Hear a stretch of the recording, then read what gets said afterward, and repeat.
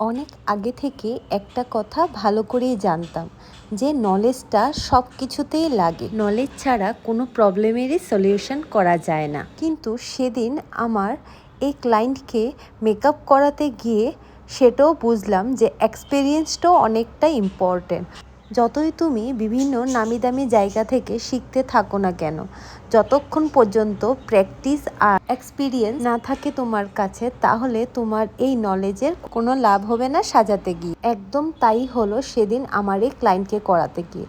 আমার 3 বারের মতো আই মেকআপ মুছতে হয়েছে। ওর বাড়ির মানুষ এবং ওর কাছে মেকআপ খুবই ভালো লেগেছে, এমনকি আই মেকআপও খুব ভালো লেগেছে ওর, যেমনটা ঠিক ও চাইতো। কিন্তু ওর চোখ থেকে অনবরত জল পড়ে যাচ্ছিল। প্রথমবার জল পড়াতে ওর আই মেকআপের নিচের ওয়াটার লাইন থেকে পুরোটা সরে গিয়েছিল। তারপর আমি মুছে আবারও করেছি। এরপর আরও 2 বার এরকম হলো।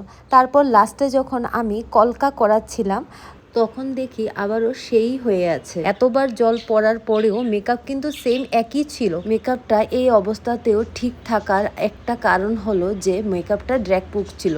এবার ড্র্যাগ প্রুফ বলতে পারো, ওয়াটার প্রুফ বলতে পারো, যা বলে তোমরা চেনো। আমি এখানে আরেকটা কথা বলে দিই, অনেকে ভাবতে পারো যে এখন ড্র্যাগ প্রুফ মেকআপ নিয়ে পুরো মাথা মারামারি চলছে, মানে কত কন্ট্রোভার্সি চলছে। তা সত্ত্বেও আমি তোমাদের একটা কথা এই ভিডিওর মাধ্যমে বলে দিই, আমি ড্র্যাগ প্রুফ মেকআপের জন্য ওইসব প্রোডাক্টই ইউজ করি যেগুলো স্কিন ব্রেথ করতে পারবে।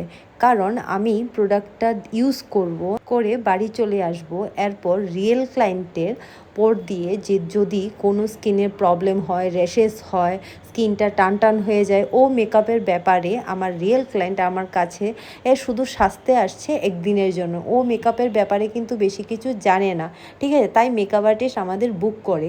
কিন্তু ওই ক্লায়েন্টকে যদি আমরা ড্র্যাগ প্রুফ, যেটা আঠালো একদম ক্রায়োলিনের যে প্রোডাক্টগুলো, সেটা অ্যাস্থেটিক মেকআপের জন্য হয়ে থাকে, কিন্তু সেগুলো যদি ইউজ করে থাকি, তাহলে কিন্তু ওই গ্লুটা এতটাই আঠালো থাকে, ক্লায়েন্টের অনেকটা হার্ম করতে পারে ফেসে।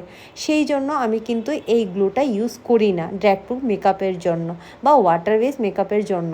তাই হয়তো বা তোমরা দেখতে পাচ্ছ আমার এই ক্লায়েন্টের আন্ডার আই মেকআপটা অনবরত জল পড়ে মুছে যাওয়ার কারণে আবারও উঠিয়ে করতে হচ্ছিল। কিন্তু ওর ফেসের যে বেসটা লাগিয়েছি সে কিন্তু অ্যাজ ইট ইজ ছিল। যেহেতু আমরা যেই আই মেকআপের জন্য প্যালেটগুলো ইউজ করি সেগুলো এতটাও পিগমেন্টেড থাকে না, তাই অনবরত জল পড়ার কারণে আন্ডার আই মেকআপটা সরে যাচ্ছিল। আর তার মধ্যে ও বারবার টিস্যু দিয়ে মুছছিল, সেই জন্য এটা একটা কারণ হয়ে দাঁড়ালো তার আন্ডার আই মেকআপটা এরকম হওয়ার।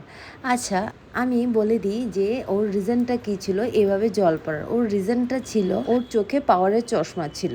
ও বিয়ের জন্য ও লেন্স কিনেছিল এবং লেন্সটা খুব ভালো লেন্স ছিল, কিন্তু ওর যেহেতু ড্রাই আইস ছিল এবং সেন্সিটিভ আইস ছিল, ওর চোখে কোনো প্রবলেম হচ্ছিল না লেন্সের জন্য। তা সত্ত্বেও ওর চোখ দিয়ে এরকম করে জল পড়ছিল। যখন আমি এই লেন্সটা খুলে ফেলেছি, তখন আস্তে আস্তে জল পড়া কিন্তু বন্ধ হয়ে গেছে। সেই জন্যই আমি প্রথম বলেছি যে এক্সপিরিয়েন্স যদি না থাকতো তাহলে এখানে বুঝতেই পারতাম না হলে যে ওর চোখ দিয়ে কেন জল পড়ছে। ওকে আমি যখন প্রথমবার জল পড়ছিল তখন আমি বলেছিলাম যে লেন্সটা কি কোনো প্রবলেম হচ্ছে, আমি খুলে দিই। ও যেহেতু চাইছিল ওর বিয়েতে লেন্সটা পরার, তাই ও পরে রাখছিল। ও আমাকে প্রথম থেকে বলছিল যে লেন্সটা আমি খুলবো না, লেন্সটা আমি অনেক শখ করে এনেছি, লেন্সটা পরিয়ে আমি মণ্ডপে যেতে চাই। ক্লায়েন্টের ইচ্ছাটাকে আমি প্রায়োরিটি দিয়ে আমি চেষ্টা করছিলাম যে চোখে কোনো ডাস্ট পার্টিকেল চলে গেছে কি না, সেই জন্য কি জল পড়ছে কি না, কিন্তু সেই জন্য কিছু পড়ছিল না, কারণ আমি চোখটা বারবারই ক্লিন করে দিচ্ছিলাম। ইভেন ও টিস্যু পেপার দিয়ে ক্লিন করছিল, কিন্তু তারপরেও সেটা কমেনি। সেই জন্যে পরে লাস্টে ওর লেন্সটা কিন্তু খুলতেই হলো। সো আজকে ভিডিওটা এখানেই কমপ্লিট করছি। তোমরা আমাকে অবশ্যই জানাবে আজকে ভিডিওটা কেমন লাগলো তোমাদের কাছে।